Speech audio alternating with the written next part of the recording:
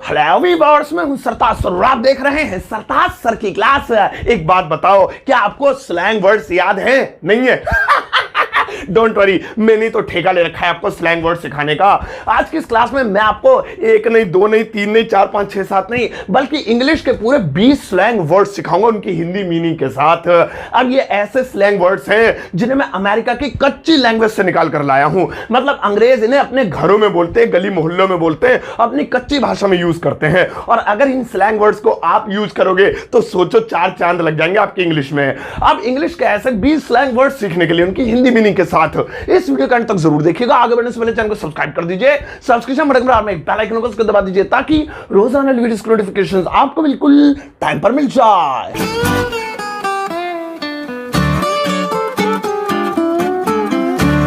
तो चलेगा, शुरुआत करते हैं इस वीडियो की। आज के दिन मैं आपको सिखाता हूं कच्ची इंग्लिश के कमाल के 20 स्लैंग वर्ड्स उनकी हिंदी मीनिंग के साथ। पहला है waste the time. Waste the time ये स्लैंग वर्ड नहीं है, ये नॉर्मल वाला फ्रेज है, इसका स्लैंग बताऊंगा अभी। वेस्ट द टाइम इसका हिंदी में मतलब होता है समय बर्बाद करना, समय व्यर्थ करना। लेकिन ये जो गोरे चिट्टे से होते हैं अंग्रेज भैया, ये वेस्ट द टाइम की जगह कमाल का स्लैंग वर्ड बोलते हैं। सुनो वो क्या होता है, और वो है फैफ।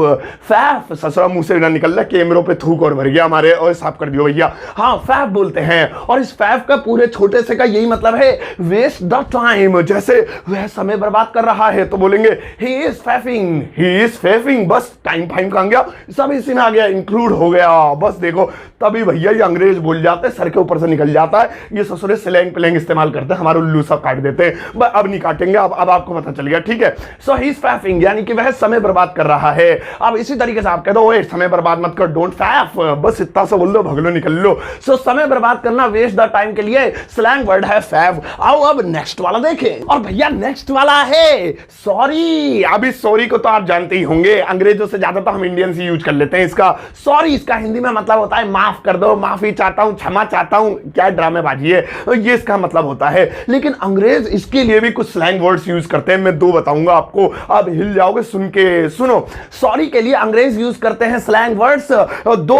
तो पहला वाला है सोज और दूसरा वाला है माई बैड। माई बैड तो ठीक है, लेकिन सोज ऐसा लग रहा है जैसे सूजी सूज मारेगा, मुंह पे सुझा देगा, जो भी है। सोज इस तरीके से सॉरी को बोलते हैं। जैसे मुझे कहना है सॉरी मैं नहीं आ सकता हूं, तो मैं सॉरी बोल के पहले खुद को अंग्रेज समझता था, अब इसे देख के मेरी ये गलतफहमी दूर हो गई। सॉरी मैं नहीं आ सकता हूं, इसको स्लैंग में बोलेंगे soz I can not come. Soz I can not come या my bad I can not कम।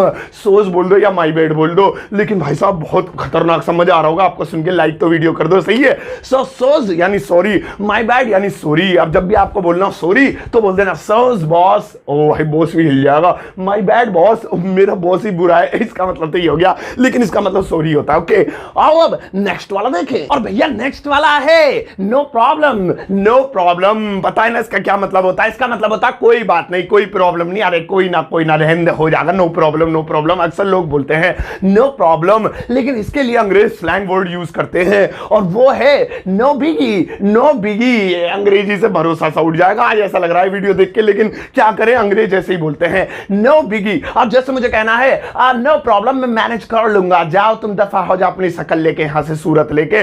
तो इसे इंग्लिश में बोल, आई मीन स्लैंग इंग्लिश में बोलेंगे, कच्ची इंग्लिश में बोलेंगे no biggie I will manage. No biggie I will manage. पहले क्या बोल लेते, no problem I will manage. अब no biggie I will manage. ऐसा नहीं लग रहा जैसे सिक्स पैक एब्स आ गए बोलते बोलते मेरे, स्मार्ट लग रहा हूं मैं, सही है। नो बिगी। ओहो, आओ अब नेक्स्ट वाला स्लैंग वर्ड देखें। और भैया अगला वाला है चीयर्स।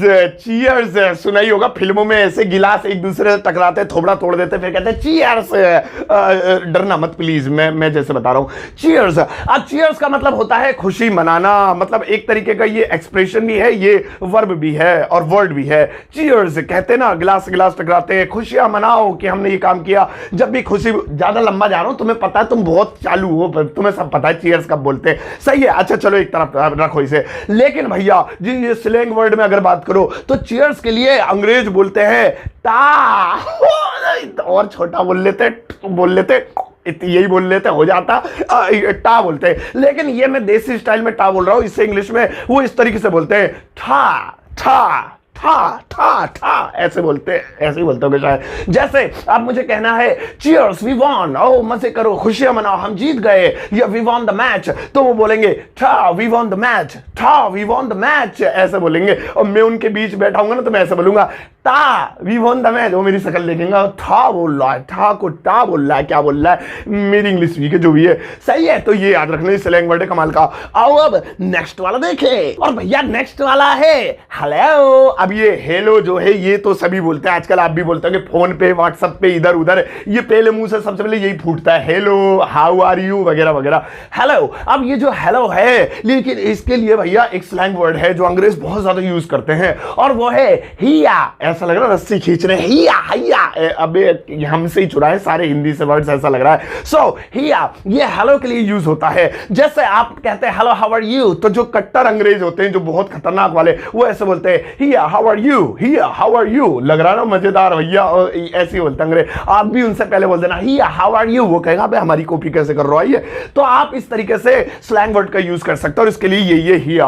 आओ अब अगला वाला देखें, और भैया नेक्स्ट वाला है बाय बाय। अब ये तो बोलते ही ना सब, बाय मैं जा रही हूं, मैं नहीं जा रही हूं, अभी मेरी वीडियो बहुत लंबी, आधी भी नहीं हुई है, लाइक वाइक मार दो। लोग कहते हैं ऐसे बाय। अब ये जो बाय होता है ये अंग्रेज भी बोलते हैं, हम भी बोलते हैं, लेकिन जो खतरनाक वाली इंग्लिश वाले अंग्रेज होते हैं, कच्ची लैंग्वेज बोलते हैं, वो बाय के लिए एक स्लैंग वर्ड यूज करते हैं, और वो है सिया।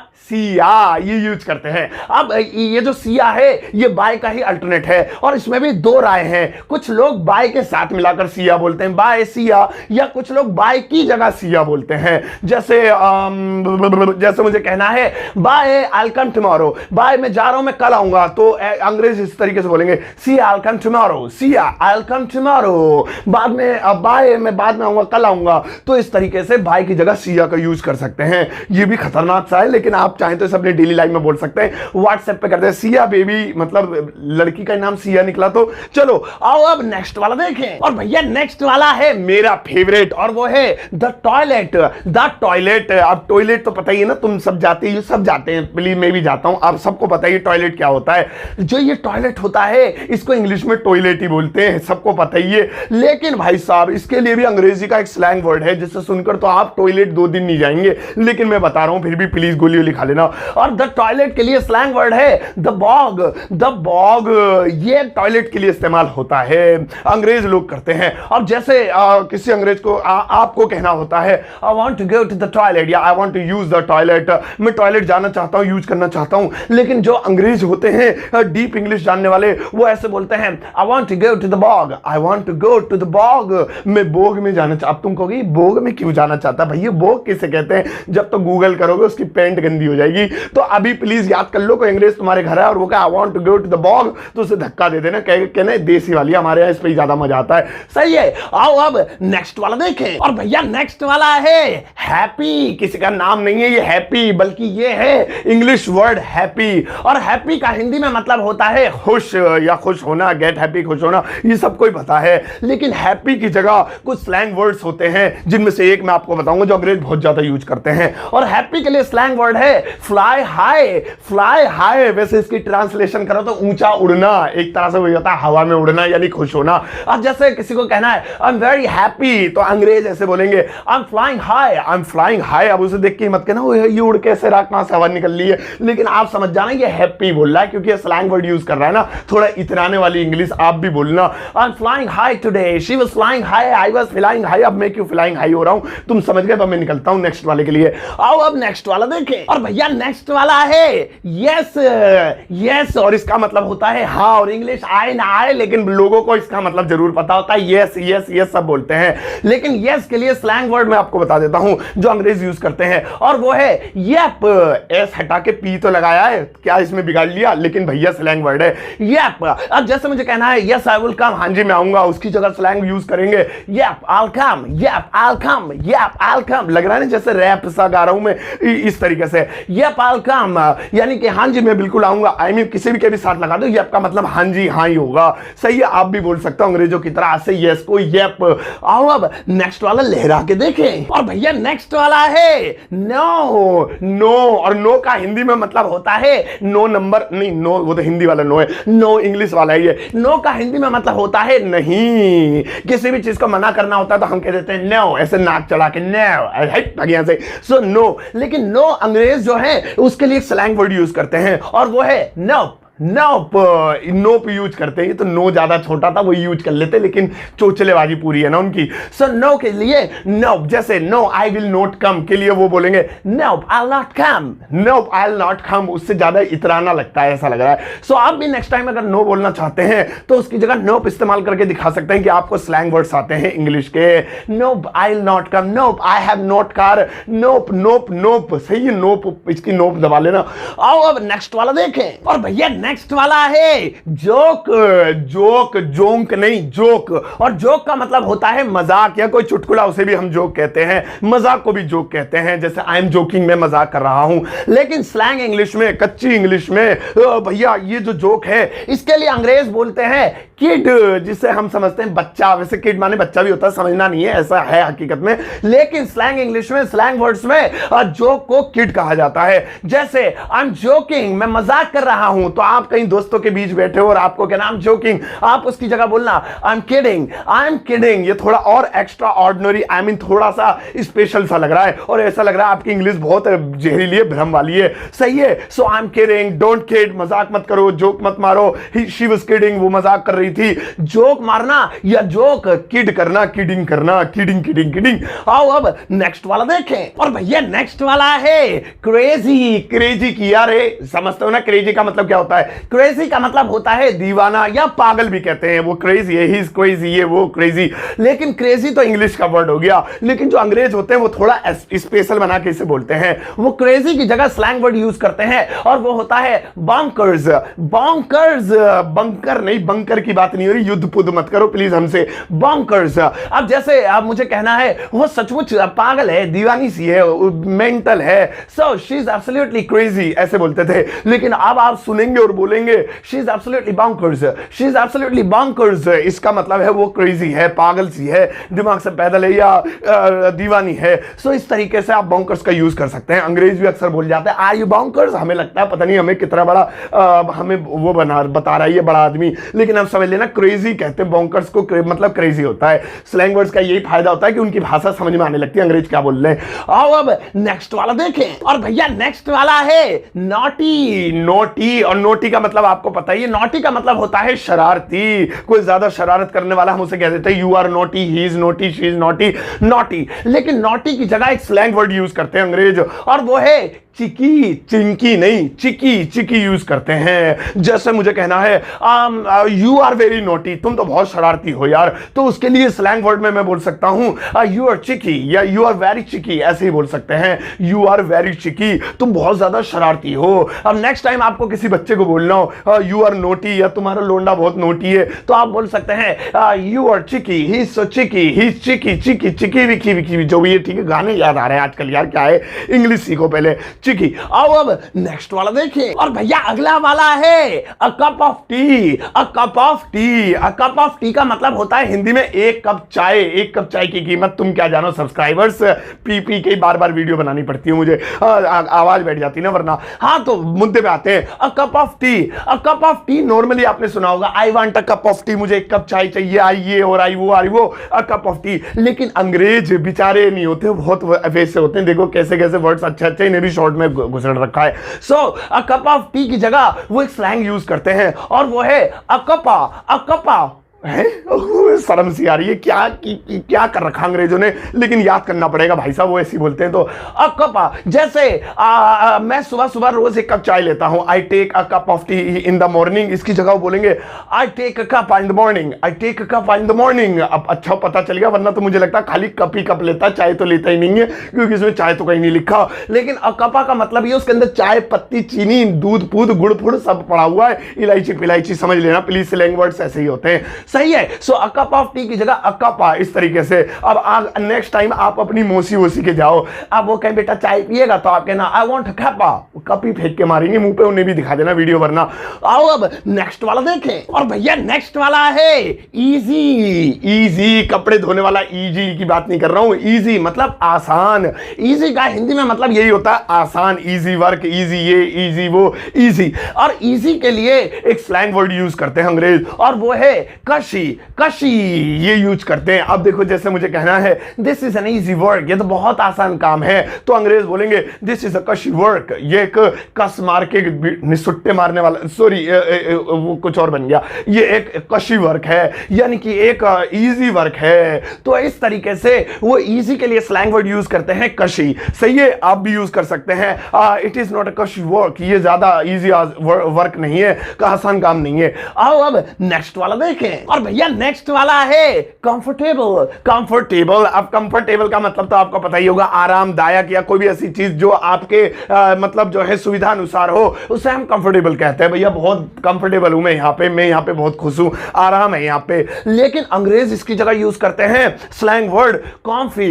कॉम्फी, कॉफी नहीं, कॉम्फी, ऐसे यूज करते हैं। जैसे मैं यहाँ पर कंफर्टेबल नहीं हूं, तो पहले मैं क्या बोलता था, I am not comfortable here, तो अब आप बोलेंगे I am not comfy here. देखो अंग्रेज सा लग रहा हूं ना मैं, फिर से सुनाओ, I am not comfy here, ऐसे बोलेंगे।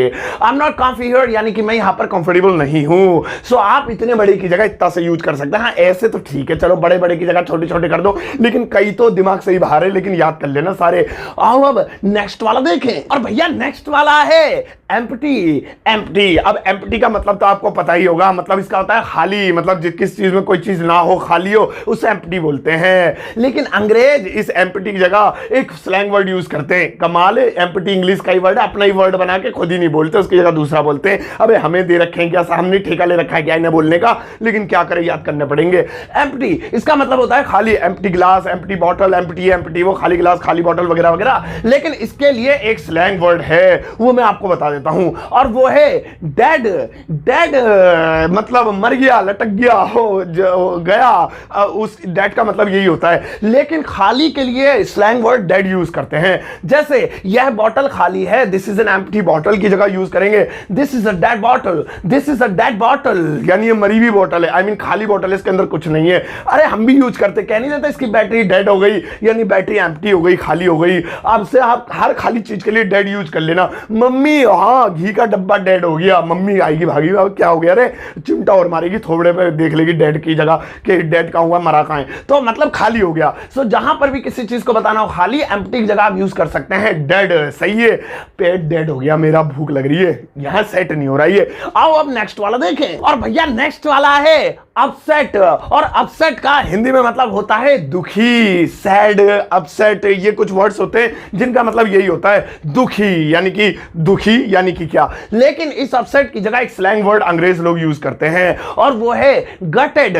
गटेड यानी कि दुखी। ऐसा लग रहा है जैसे मैं गटेड सिर्फ उन लोगों को बोलूं जो गटर में गिर के दुखी हुए हैं, गटेड हो गए नहीं, लेकिन हर तरह के दुखी को गटेड बोलते हैं। अब जैसे मुझे कहना है उसकी नौकरी चली गई इसलिए वो दुखी है, she lost her job so she is upset. English भी ना निकल ली मुंह से, वीक है ना, लेकिन उसकी जगह हम बोल सकते हैं she lost her job that's why she is gated. She lost her job, उसकी नौकरी चली गई, दैट्स व्हाई इसलिए शी इज गटेड, वो गटेड है यानी कि वो अपसेट है। तो आप ध्यान रखना, गटेड बोले कोई तो समझ जाना अपसेट कह रहे, कभी तुम खुशियां मनाने लगो गटेड है तो उसका मतलब है दुखी है, खुशी मत मनाना। आओ अब नेक्स्ट वाला देखें, और भैया नेक्स्ट वाला है a women greedy for money. A women greedy for money यानी एक ऐसी औरत जो पैसे की लालची हो, जिसे पैसे की बहुत लालसा हो, पैसे का लालच हो, उसको उसके लिए एक स्लैंग वर्ड है, और वो है गोल्ड डिगर। इस पे टाइम वेस्ट नहीं करते, सबको पता है, ये तो आजकल प्रेंक बहुत चल रहे हैं इस पे, इसे जल्दी निपटाते हैं। जैसे मुझे पैसे के लिए लालची औरतें पसंद नहीं है, so I don't like gold diggers, ऐसे बोल देते लोग। आपको ही पता होगा, नहीं पता था, तुम कौन सी दुनिया में जी रहे हो भैया मेरे, गोल्ड डिगर कहते हैं ऐसी महिलाओं को। सही है, आओ अब नेक्स्ट वाला देखें, और भैया नेक्स्ट वाला है बिफोर एनीवन, और ये है मेरा फेवरेट, इसे समझाने में भी मुझे बहुत मजा आएगा। सुनो, बिफोर एनीवन। अब इससे पहले कि इसका स्लैंग बताऊं, मैं आपको पहले यही समझा देता हूं इसका मतलब क्या है। बिफोर एनीवन का मतलब होता है किसी से भी पहले। अब ये किसी भी एक खास व्यक्ति के लिए, लड़की के लिए, लड़के के लिए, फ्रेंड के लिए, गर्लफ्रेंड के लिए, बॉयफ्रेंड के लिए, या किसी भी खास अपने नजदीकी के लिए, मम्मी पापा के लिए भी यूज हो सकता है बिफोर एनीवन। और जिसके लिए भी आप कहते हैं बिफोर एनीवन, इसका मतलब है कि वो इंसान सबसे पहले है आपके लिए, और किसी भी से भी पहले वो आपके लिए है, बाकी सब उनके बाद है, पहले वो है आपके लिए। बिफोर एनीवन इसलिए कहा जाता है। लेकिन इतना लंबा कौन बोले बिफोर एनीवन, तो अंग्रेजों ने इसको शॉर्ट करके इसका स्लैंग बना दिया, और इसके लिए स्लैंग वर्ड है बे। बे, ओवे, ये नहीं है, ये बे है, बे। अब जैसे मुझे कहना है मैं किसी, मुझे फोन आया, हेलो कहाँ हो आप, सो मैंने कहा मैं किसी ऐसे के साथ हूं जिससे बढ़ के मेरे लिए कोई नहीं है, सब उसके बाद है, वो सबसे पहले है। सो इतना लंबा तो मैं बोलूंगा नहीं, मैं कहूंगा I am with my bae, I am with my bae, इतना सब बोलना बस। सही है, देखा कितना मजेदार है। लेकिन याद रखना ये जरूरी नहीं है गर्लफ्रेंड बॉयफ्रेंड एक दूसरे को बोले, भाई बहन भी एक दूसरे को बोल सकते हैं, रिश्तेदार भी बोल सकते हैं। मतलब डिपेंड करता है कि वो इंसान आपका इतना क्लोज हो, इतना खास हो कि उससे पहले आप ये सोचते हो कि इससे पहले मेरे लिए कोई नहीं है, पहले ये है। और वो जो बेस्टी शब्द है जिसको आप बोलते तू मेरी बेस्टी है, मैं तेरा बेस्टी हूं, और हम एक दूसरे की बेइज्जती कहीं भी मार दे, वो बे से ही निकला है। सो मतलब वो शब्द वहीं से निकला है। सो बे ये स्लैंग वर्ड है, आप यूज करते हैं। आज से अपनी बेस्ट फ्रेंड को बोलना यू आर माई बे और आई एम योर बे, समझी बे? सही है। अब नेक्स्ट वाला कहां है, अब तो खत्म हो गए। तो भाई साहब ये देखे आपने कमाल के स्लैंग वर्ड्स। अब आपके लिए एक छोटा सा यू वर्क है, और वो यू वर्क क्या दूंगा तुम्हें समझ में नहीं आ रहा। आज कोई यू वर्क नहीं है यार, छुट्टी मारो आज। लेकिन हाँ, छोटा सा तुम्हारे लिए काम है कि मेरी फीस जमा करा दो, महीने का अंत चल रहा, कड़की चल रही है, और मुझे लेनी है एक हायाबूसा। तो आपको क्या करना है, फीस जमा नहीं करनी है, बस एक लाइक मारना है, एक शेयर मारना, अपने फेसबुक, इंस्टाग्राम, व्हाट्सएप जहां भी उस वीडियो का लिंक शेयर कर देना, वीडियो को लाइक कर देना, प्यारा सा कमेंट जरूर करना, अपनी राय बताने वीडियो आपको कैसे लगी। आने वाले टाइम पे और सिलेंग वर्ड कच्ची भाषा वाले लेके आऊं, या बस यही खत्म कर दूं, बोर हो गए तुम? सही है।